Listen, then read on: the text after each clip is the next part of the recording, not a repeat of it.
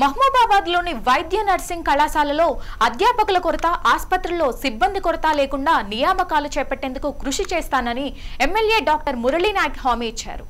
మహబూబాబాద్ జిల్లా ఆసుపత్రిలో విద్యా బోధన సిబ్బందితో ఎమ్మెల్యే సమీక్ష సమావేశం నిర్వహించారు. వైద్య కళాశాలలో ఏ సమస్యలు ఉన్నా తన దృష్టికి తీసుకువస్తే పరిష్కరిస్తానన్నారు.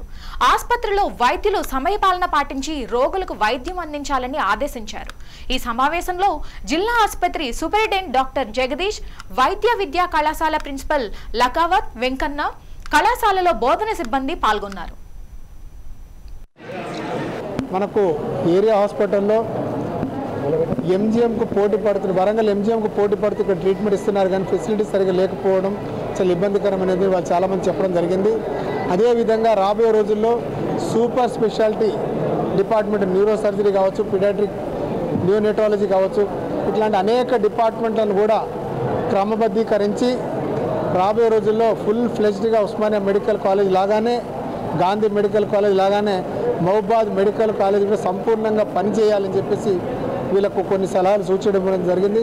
అదేవిధంగా ప్రతి నెల ఒకసారి వాళ్ళు మీటింగ్ పెట్టుకొని వాళ్ళకు ఉన్నటువంటి పేషెంట్స్కి సంబంధించినటువంటి ప్రాబ్లమ్స్ని వీళ్ళు డిస్కస్ చేసి మెరుగైన వైద్యం కొరకు ఏం చేస్తే బాగుంటుందని చెప్పేసి డిపార్ట్మెంట్ల వారీగా ప్రతి నెల ఒక మీటింగ్ పెట్టుకోమని చెప్పేసి వాళ్ళ సలహాలు సూచించడం ఇవ్వడం జరిగింది.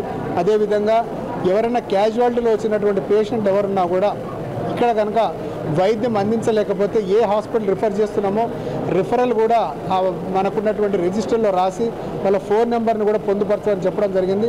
ఇప్పుడు కొత్తగా ఏర్పడినటువంటి మహబూబాబాద్ జిల్లాలో మహబూబాబాద్ మెడికల్ కాలేజ్ కూడా స్టార్ట్ చేయడం జరిగింది. మెడికల్ కాలేజ్కి సరిపడా స్టాఫ్ లేరు, తొందరలోనే రిక్రూట్మెంట్ చేసి అదేవిధంగా ఆ బిల్డింగ్స్ని కూడా తొందరగానే మనం 1 year తిరగక ముందే ఆ బిల్డింగ్ని కూడా స్టార్ట్ చేద్దామని చెప్పేసి వారికి హామీ ఇవ్వడం జరిగింది. ఎందుకంటే ఇక్కడ ఉన్నటువంటి కన్స్ట్రక్షన్స్తో పాటుగా సిబ్బంది కూడా చాలా అవసరం. ఎందుకంటే సిబ్బంది ఉంటేనే అక్కడ మనకున్నటువంటి రోగులను మనం మెరుగైన వైద్యం ఇవ్వచ్చు అనే ధీమాతోనే వాళ్ళకి చెప్పడం జరిగింది. తూచా తప్పకుండా సంవత్సరం తిరిగేలోపు గవర్నమెంట్ మెడికల్ కాలేజ్ ఫుల్ ఫ్లెజ్గా నడిచే విధంగా